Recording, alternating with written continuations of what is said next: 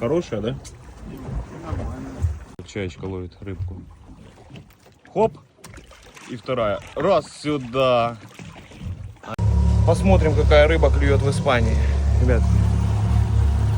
Вип-рыбалочка вот такая, смотрите, у нас. Чисто мужской компанией. Выплываем в море. Вот наш капитан. Посмотрите, как оборудована лодочка.